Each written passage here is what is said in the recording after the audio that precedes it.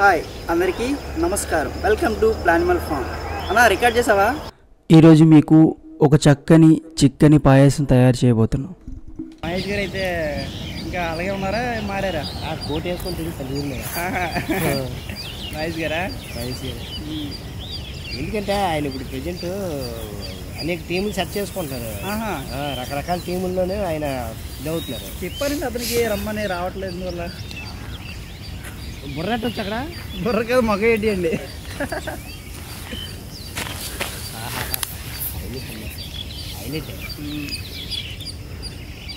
పాల పొంగులో పొంగిపోతుందండి. అద్భుతం. ఎందుకు దానికి పాలకి అంత స్మెల్ వచ్చేస్తుందా? ఇంకేం వేయలేదండి. వేసుకుంటారు ఒక్కొక్కటి.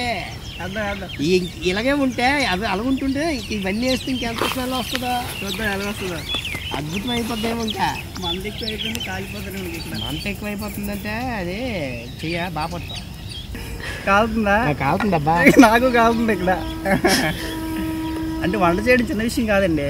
అప్పుడు వంటలు ఎలాగ ఉండేవి. ఇప్పుడు స్టవ్లు గివ్వులు అవన్నీ వేస్ట్.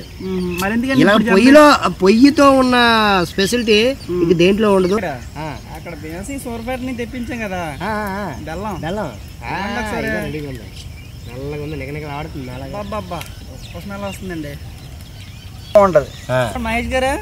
బాబు వస్తానమ్మా, రండి. కొంచెం టేస్ట్ చూసేమ్మా. ఏంటి కెమెరామెన్తో కూడా టేస్ట్ చూపించేస్తున్నారా? చూడాలి మరి. అదిరిపోయింది. చిన్న బెల్లం వేసి సరిపోతుంది. Okay okay. చండి గారా, ఆ మల్లెపూలు ఇవ్వండి. మల్లెపూలు ఏంటి? అవేనండి సగ్గు బియ్యం ఇవ్వండి. ఓహో పూలా.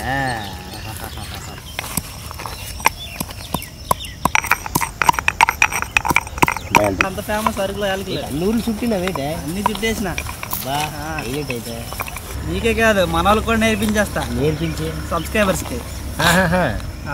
ఇప్పటికే ఇలాగైతే జీడిపప్పు పడితే కిస్మిస్లు పడితే ఇంకెలాగుంటుందో. మొత్తానికి అయితే అయిపోయిందండి. అప్పుడే అయిపోయింది. ఇది నెయ్యి వేయలేదు, జీడిపప్పు వేయలేదు, కిస్మిస్ వేయలేదు. ఇవేవి అది అర్థం ఉండండి. ఇది పక్కన పెట్టాలి కదా. అది అబ్బా అబ్బా పాయసం పాయసం పాయసం పాయసం. ఎన్ని త్వరగా ఆకలేస్తుంది. ఏంటండి ఇప్పుడే లేట్ అయింది.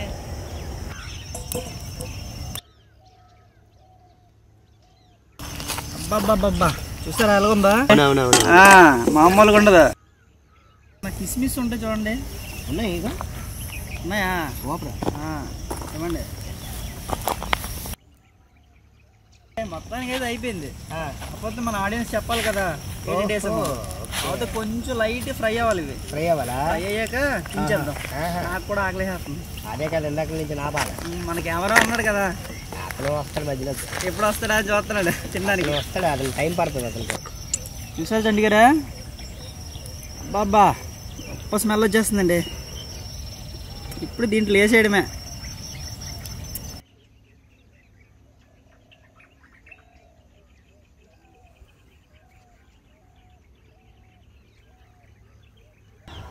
అయితే సగ్గుబియ్యం పాయసం రెడీ అయిపోయిందండి.